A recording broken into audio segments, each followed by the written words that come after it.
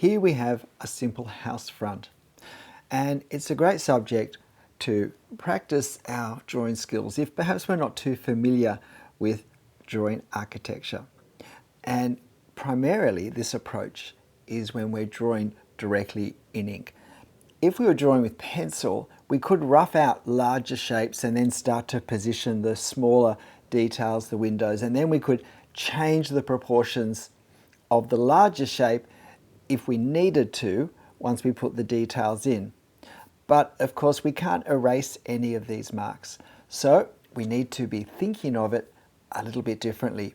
We need to progress our drawing so that we have as much possibility of accuracy as possible, and also keep our options open though for making adjustments. Now I've decided, because this is really a simple house drawing demo, and this first part you're watching at my actual drawing speed.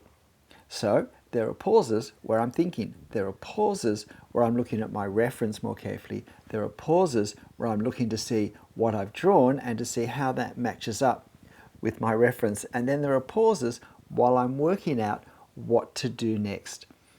The moments where we're not actually drawing are often more important than the ones where we are.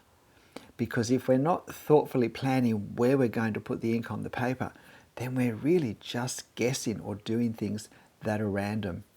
Often we think we can't draw very well, when the reality is we haven't learned to observe as carefully as we need to, because we haven't realized that we need to observe more carefully, that we need to observe differently to how we see things in everyday life.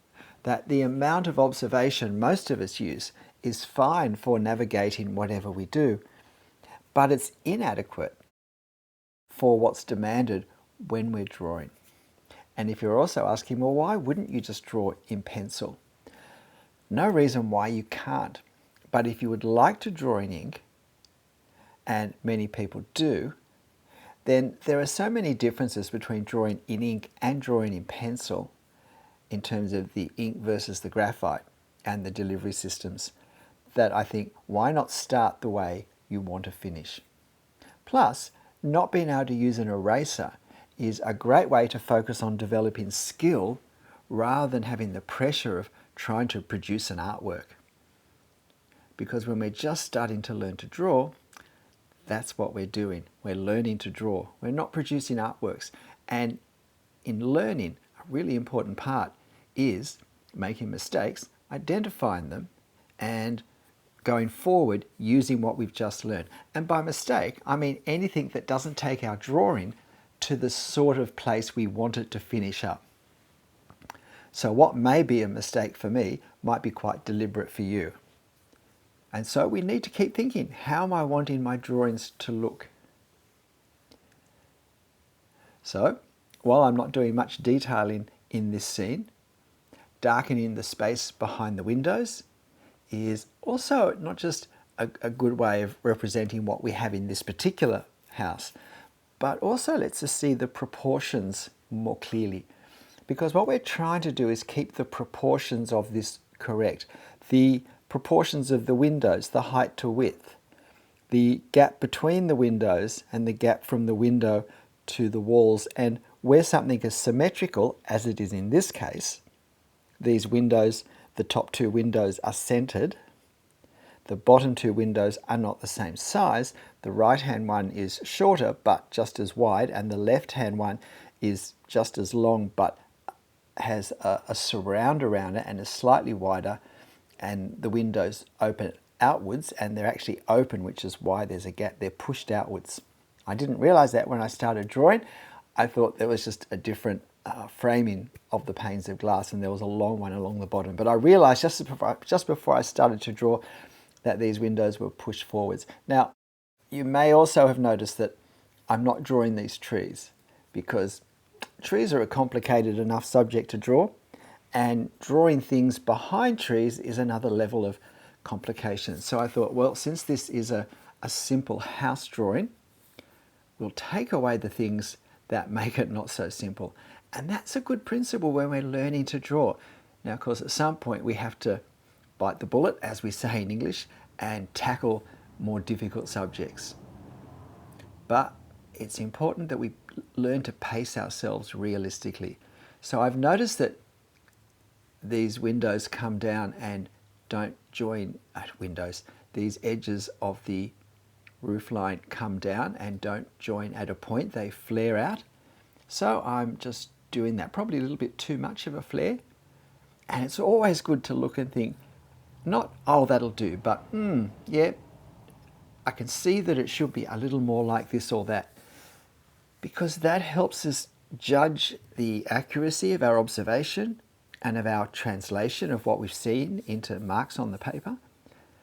And then we can evolve that observation and translation process so that it ends up being more suited to the drawing that we want to have. And now we have this dormer window in the roof frame. So up till now you've been watching this all at my actual drawing speed, but we will pick up the pace a little bit.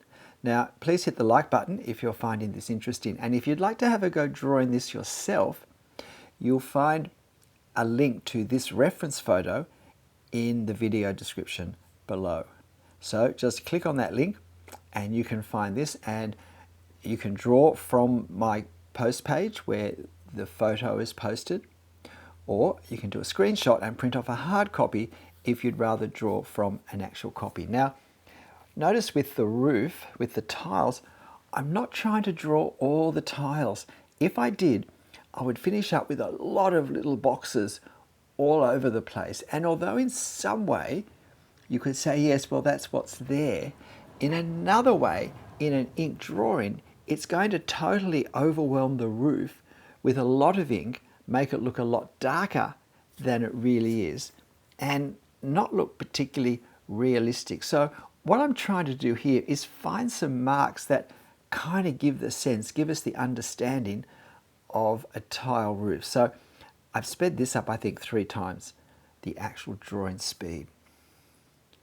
Now, as I said, not drawing the trees, and I also thought I would just very quickly suggest these small trees down the front, and I sort of combine them together a bit into a hedge as well, because foliage is really a good subject on its own. I wanted to keep this video short. I do have a playlist on all things leaf foliage concerned, whether they're on trees or hedges or grass or indoor plants or different types of trees, palms, eucalyptus, conifers, fir trees, spruces, all manner, full leaf trees, whatever, bare branch trees, flowers. So check out that playlist if that's a subject you'd like to practice drawing skills for. So it felt terribly inadequate to leave it like that. And now just some suggestions. I'm just creating some things on the right hand side, because obviously leaving that tree out meant that I couldn't see it, what was really there. G'day, I'm Stephen Travers. Hope you found this interesting. Why not hit the link and have a go drawing it yourself? But whenever you draw it, in the end, make sure you have fun. I'll see you next time. Bye.